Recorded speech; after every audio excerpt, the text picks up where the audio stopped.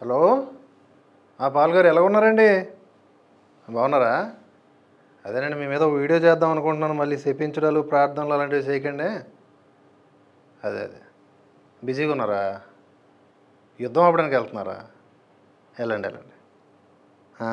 వెళ్తే ఏదైనా మిసైల్కి వేలాడి వెళ్తే ఇంకా బాగుంటుంది, ఈజీగా ఉంటుంది. సరేనండి, మీ మీద వీడియో చేస్తానండి, ఏమనుకోవద్దు. అది సంగతి ఏంటంటే, పాల్ గారు చాలా ఫ్రస్ట్రేషన్లో ఉన్నారు, బాధపడుతూ ఉన్నారు, మదన పడుతూ ఉన్నారు. ఎట్టి పరిస్థితుల్లో యుద్ధం ఆపడానికి నేను చెప్పను, ఆయనే చెప్తాడు. చెప్పండి. రాత్రి పగలు పాకిస్తాన్ ఇండియా మధ్య చర్చలు జరుపుతున్నాను.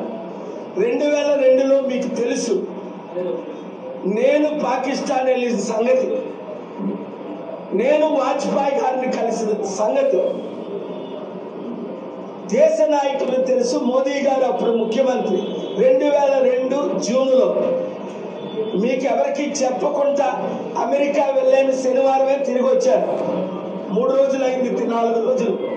అమెరికాలో ఉన్న పెద్ద నాయకులందరినీ కలిసా, ఒక్కడు తప్ప 10లో 9 మందిని కలిసా. వాళ్ళు ఆ ఒక్కడెవరంటే మనం ఎవరి పేరైతే చెప్తామో ఆ ఒక్కడనమాట. అలాగే ఈయన తీవ్రంగా 2 దేశాల మధ్య చర్చలు జరుపుతున్నాడట. ఈయన ఒక వర్గానికి ఆదర్శం, రోల్ మోడల్. ఈ మధ్య కొంతమంది పాస్టర్లు సభలు పెడుతూ ఈయన ఆకాశానికి ఎత్తేస్తూ ఉన్నారు. మామూలుగా కాదు, మన పాలన్నా రావాలన్నా ఈ టైప్లో.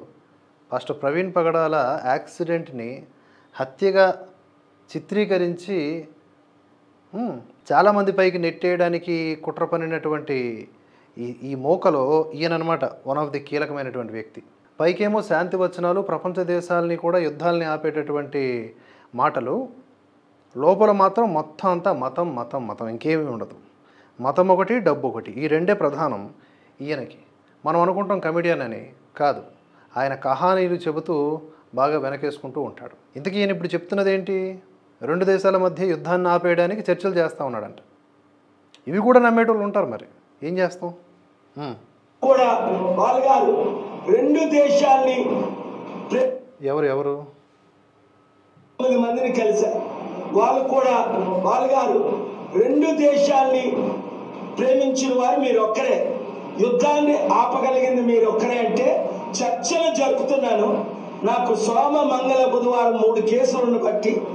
అంత మాట ఎలా అంటారు సార్? ఇప్పుడు యుద్ధం ఒకవైపు జరుగుతూ ఉంటే యుద్ధం యెహోవాదే అన్నట్టు ముందుకు వెళ్ళాలి.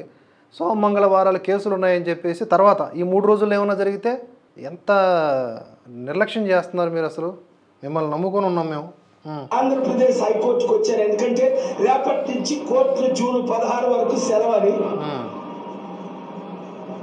మోదీ గారిని, అమిత్ షా గారిని శనివారం కలిసిన తర్వాత నేను ఇది కూడా నమ్మండి, ఆదివారం పాకిస్తాన్ వెళ్తున్నాను. తిరిగి వస్తాడో రాడో మరి చూడాలి. ఒకవేళ వెళ్తే 10 రోజులు టైం అడిగారు.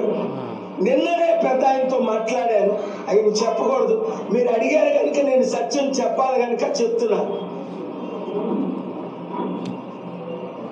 ఏమో నాయన, 10 నిమిషాలు పాల్ మాటలు వింటే అది వేరే ఏ లోకంలో ఉన్నా మనకే అర్థం కాదు.